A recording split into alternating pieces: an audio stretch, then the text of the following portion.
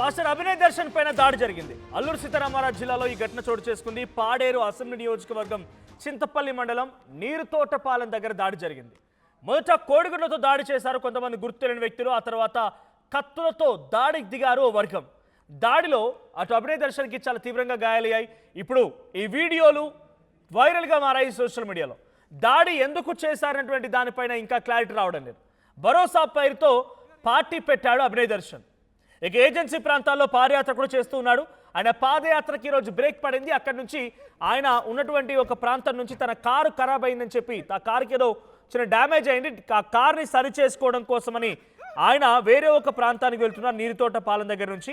So ఈ క్రమంలోనే ఒక్కసారిగా కారుపై అటాక్ జరిగింది. చింతపల్లి మండలం పాడేరు అసెంబ్లీ నియోజకవర్గంలో నీరుతోటపాలెంలో ప్రస్తుతానికి ఆయనపై దాడి జరిగింది.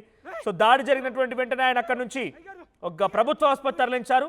సో జర్రాల ప్రభుత్వ ఆసుపత్రి తరలించారు. సో చాలా భయంకరంగా ఆయన వెళ్తున్న సమయంలోనే కారుపై కోడిగుడ్లతో దాడి చేశారు. కారు ఒక్కసారిగా ఆపేసరికల్లా ఆయనని కారులో నుంచి బయటికి లాగి కారు అద్దాలు పగలగొట్టేసి ఆయనని ఒక అడవిలో సుమారుగా చుట్టూ చెట్లే ఉన్నాయి, ఆ చెట్ల పొదల మధ్యలో ఆయనని చాలా భయంకరంగా దాడి చేసి ఆయన అక్కడి నుంచి హతమార్చే ప్రయత్నం కూడా చేశారు. ఒకసారి ఆ విజువల్ చూద్దాం.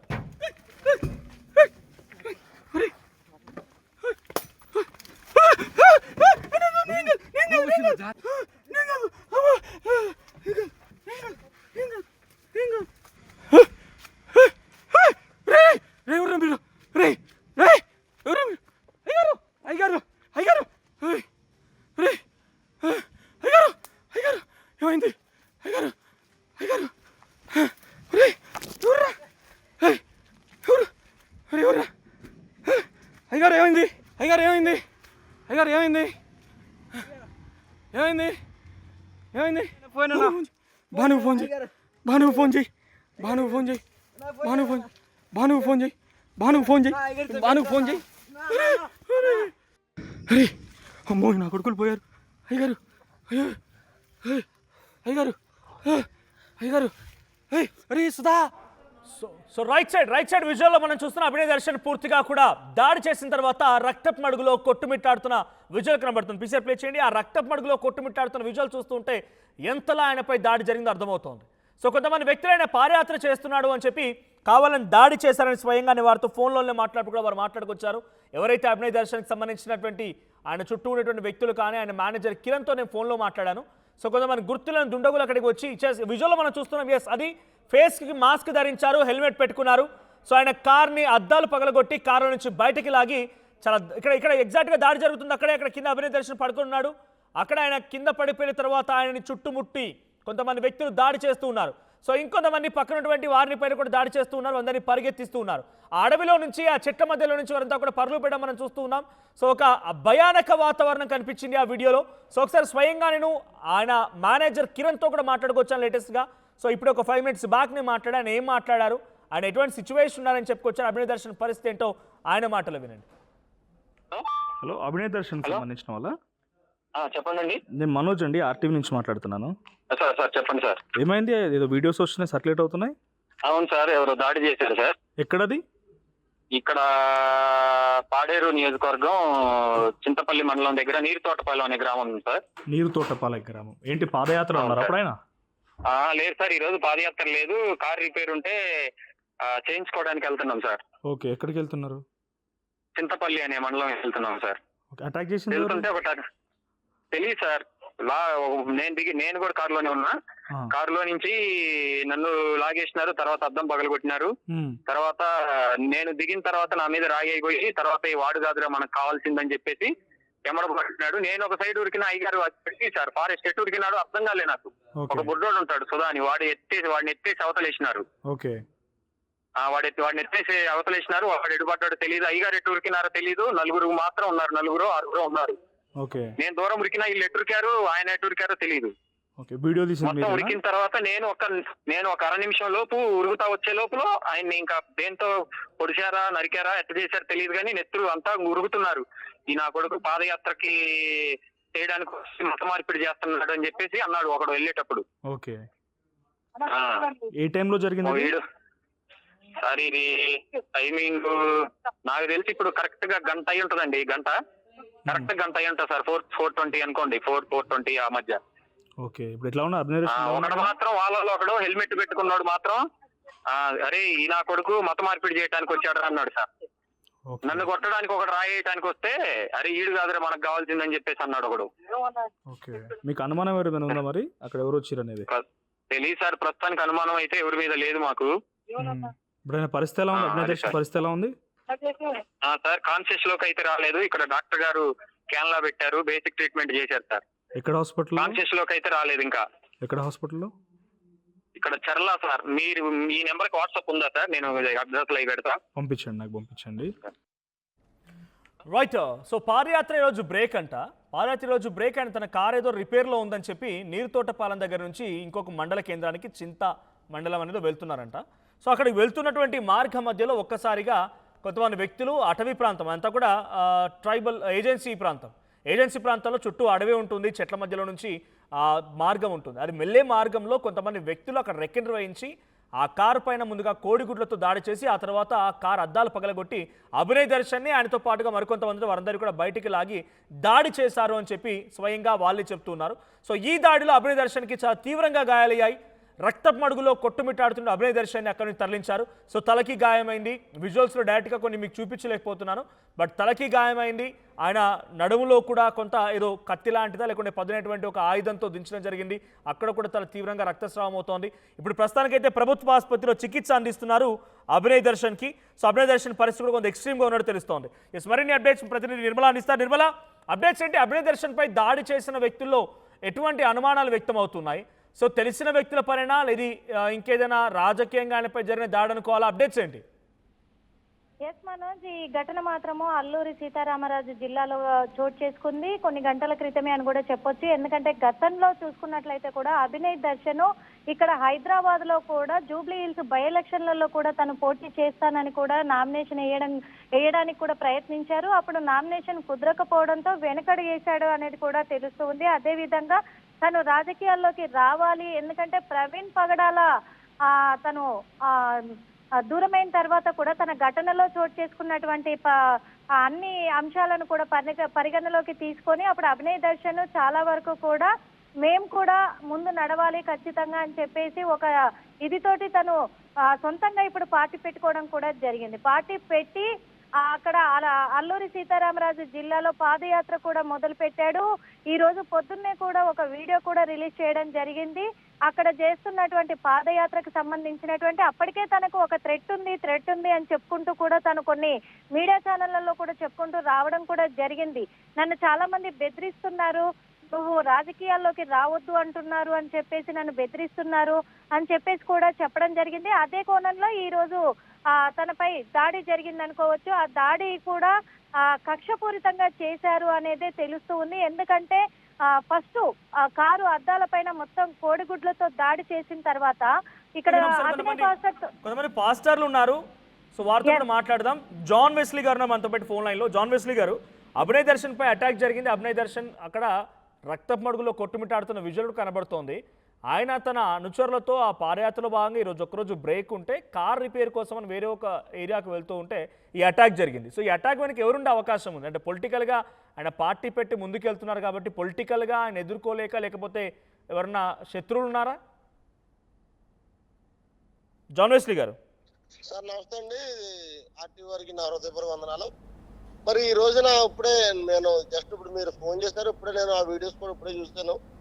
చాలా విచారకరమైన సంఘటన ఇది. మరి దీనికి పూర్వపరాలు ఇంకా ఎవరికి తెలియదు. ప్రస్తుతం ఇప్పుడు మేము కూడా ఇప్పుడే చూసాం ఈ విషయాలు చూసి, మరి మేము కూడా అసలు ఏం జరిగింది అనేటువంటి ముందు ప్రాథమిక విచారణ మేము జరుపుతూ ఉన్నాం. మరి ఎందుకు ఇలాంటి దాడులు జరుగుతున్నాయంటే గతంలో మరి ప్రవీణ్ పగడాల గారి మీద దాడి జరుగుతూ వచ్చింది. మరి అది దాడి కాదు, అది యాక్సిడెంట్ అని ప్రభుత్వం వారు చెప్పారు. మరి ఈ రోజున మరొకసారి అభినయ్ దర్శన్ అంటే మరి ఉభయ తెలుగు రాష్ట్రాలు, 2 రాష్ట్రాల్లో కూడా మరి ఎంతో పరిచయం ఉన్నటువంటి వ్యక్తి. అంటే పొలిటికల్ అటాక్ అనుకోవాలా? ఇది పొలిటికల్ అటాక్ అనుకోవాలా? బికాస్ గతంలో కూడా చాలా వరకు రిలీజియస్ గా ఆయన పైన కాన్సన్ట్రేట్ చేసి అదే ఇప్పుడు రీసెంట్ గా అతను మరి పార్టీ ఏదో పెట్టాడు, భరోసా పార్టీ అని. అలాగే దాని మీద పాదయాత్ర కూడా అరకు ఆ ప్రాంతంలో చేశాడు. అవును. సో ఏంటంటే ఇప్పుడు క్రిస్టియానిటీలో అతను ఒక ఒక లీడర్ గా, ఒక నాయకుడిగా అతను ఒక నూతనమైన పందాలు అతను వెళ్తూ ఉన్నాడు. సో మరి ఇది దాడా లేదంటే యాక్సిడెంట్ అనేది ఇంకా తెలీదు. కాదు దాడే అని అక్కడ మనం అంటే దాడికి సంబంధించి విజువల్ కనబడుతూ ఉన్నాయి. దాడికి సంబంధించి విజువల్ కనబడుతూ ఉన్నాయి. ఇప్పుడు దాడిగానే కనబడుతుంది సార్. అది ఎవరు చేస్తారు ఏంటి, మరి ఏదైనా కుటుంబ కలహాలా, లేదంటే ఎవరైనా కావాలని మరి క్రిస్టియానిటీ మీద పడని వారు ఎవరైనా టార్గెట్ చేసి దాడి చేస్తారా అనేది ఇంకా తెలియాలి. మరి ఆల్రెడీ ముందుగా అతనికి కూడా కాల్స్ వచ్చినాయి అని అంటున్నారు, బెదిరింపు కాల్స్ వచ్చినాయి అని, నేను చంపేస్తామని చెప్పేసి అతనితో ఏదో అన్నారని ఆయనే స్వయంగా మరి కొన్ని యూట్యూబ్స్ లో అతని ఛానల్లో చెప్పడం జరిగింది. అంటే ఇప్పుడు చేతులు కాలాక ఆకులు పట్టుకున్నట్టు ఉందండి ప్రభుత్వం యొక్క వ్యవహార శైలి.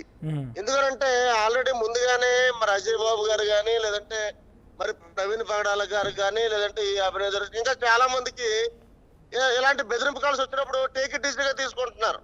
అబ్బాయి వాళ్ళని ఎవరు ఏం చేస్తారు, వాళ్ళని ఏమంటారు, ఇదేదో సెల్ఫ్ ప్రాపగండా కోసం, ఏదో ఫేమ్ కోసం, నేమ్ కోసం చేస్తున్నారు, వాళ్ళని ఎవరు ఏం చేస్తారని టేక్ ఇట్ ఈజీగా తీసుకుంటున్నారు. అలాంటి బెదిరింపు కాల్స్ వచ్చినప్పుడే ప్రభుత్వం ఒకవేళ యాక్షన్ తీసుకుని వారికి ఏదైనా భద్రత కల్పించి ఇలాంటి దిశగా అడుగులేస్తే ఇలాంటి పరిణామాలు అంటే ఇక్కడ గతంలో కంప్లైంట్ ఇచ్చారు ఆయన, నాపై అటాక్ జరిగే అవకాశం ఉంది, నన్ను థ్రెటన్ చేస్తున్నారని, చంపేస్తానని చెప్పి అంటున్నారని. కంప్లైంట్ ఇచ్చారో లేదో మనకి ఇంకా పూర్తి సమాచారం లేదు, కానీ ఖచ్చితంగా ఆయన యూట్యూబ్ ఛానల్ చెప్పాడు ఇలాంటి నా మీద ఇలా ఫోన్ కాల్స్ వస్తున్నాయి, నన్ను చంపేస్తామని బెదిరిస్తున్నారని. మరి ఆయన గతంలో కూడా చెప్పారు ఆయన యూట్యూబ్ ఛానల్లో. ఎవరైతే ఫోన్ చేశారో ఆ రికార్డింగ్ కూడా ఆయన యూట్యూబ్ ఛానల్లో మరి వినిపించడం జరిగింది.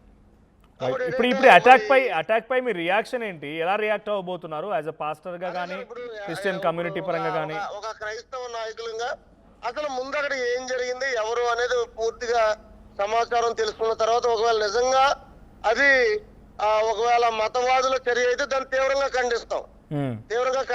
దాని పర్యవసానం కూడా చాలా గట్టిగా ఉంటుంది. ఎందుకంటే ఆల్రెడీ మా నాయకులు ఒకటి కోల్పోయాం మేము.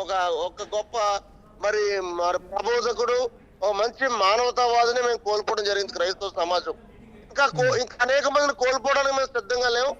మా శక్తి వంచన లేకుండా మేము కాపాడుకోవడానికి ప్రయత్నం చేస్తాం. మరి ఇది నిజంగా ఒకవేళ మత ఛాందసవాదులే దాడి అయితే మేము కఠినంగా మరి ఈ సమయంలో ప్రభుత్వాన్ని విన్నవిస్తూ ఉన్నాం. దయచేసి క్రైస్తవుల పట్ల ఒక మరి మంచి వైఖరిగా మీరు ఉండాలి. మాకు ఎలాంటి ప్రాణ భయం కలుగుతున్నాయనేటువంటి థ్రెటనింగ్ కాల్స్ వచ్చినప్పుడు మేము ఏమైనా చెప్పినప్పుడు కొంచెం సీరియస్ గా మా పట్ల యాక్షన్ తీసుకోవాలని మేము ప్రభుత్వాన్ని విజ్ఞప్తి చేస్తూ ఉన్నాం. థ్యాంక్ యూ జాన్ వెస్లీ గారు. సో ఆయన కూడా పాస్టరే. సో జాన్ వెస్లీ రియాక్షన్ ఇది. ఆయన గతంలో కూడా థ్రెటనింగ్ కాల్స్ వచ్చాయి, చాలా వరకు చెప్పుకొచ్చారు, కానీ గవర్నమెంట్ పట్టించుకోలేదు అని అంటున్నారు జాన్ వెస్లీ. సో నిర్మల, ఇప్పుడు ఈ అటాక్ తర్వాత ఆయన పరిస్థితి ఏంటి, ప్రజెంట్ ఎక్కడున్నారు ఆయన, పరిస్థితి ఎలా ఉంది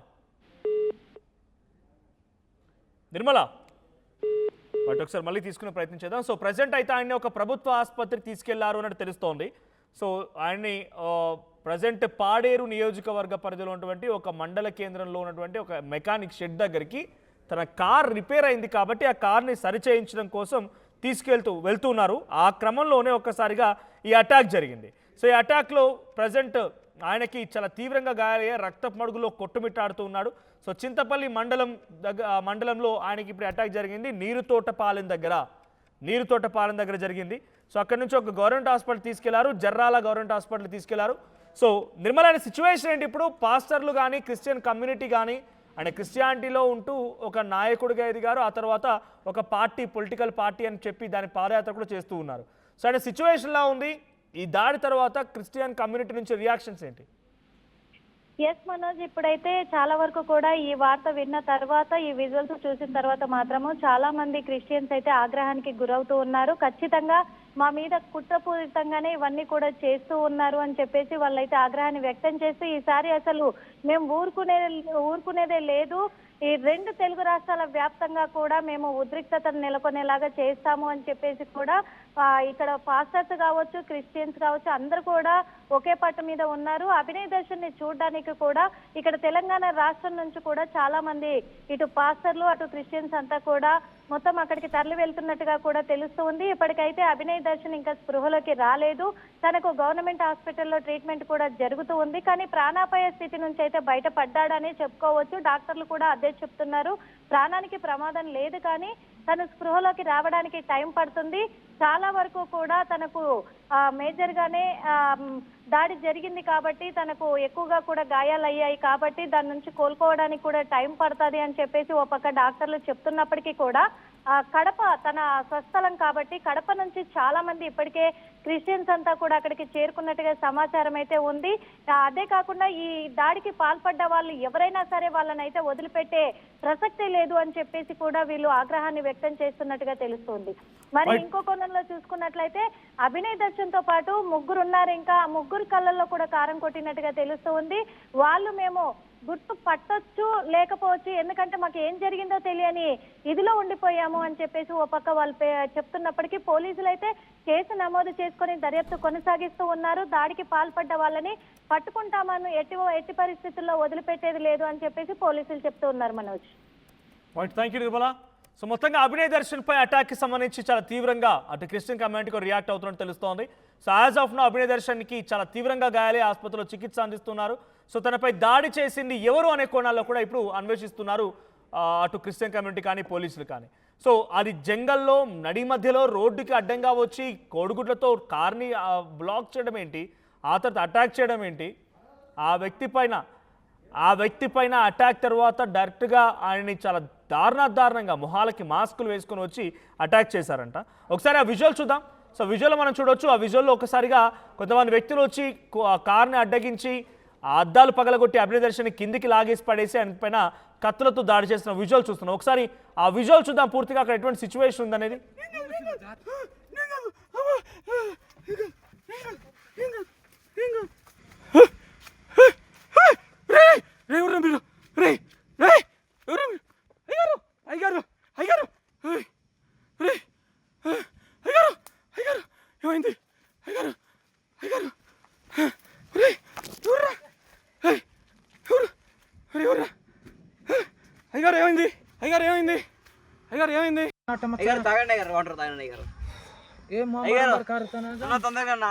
తొందరగా ఫోన్ చేయండి అన్న. తొందరగా ఫోన్ చేయండి అన్న. ఫోన్ చేయండి అన్న. తొందరగా ఫోన్ చేయండి అన్న.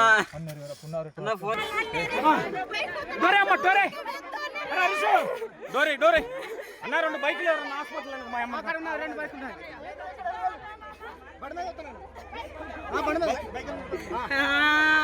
డోరే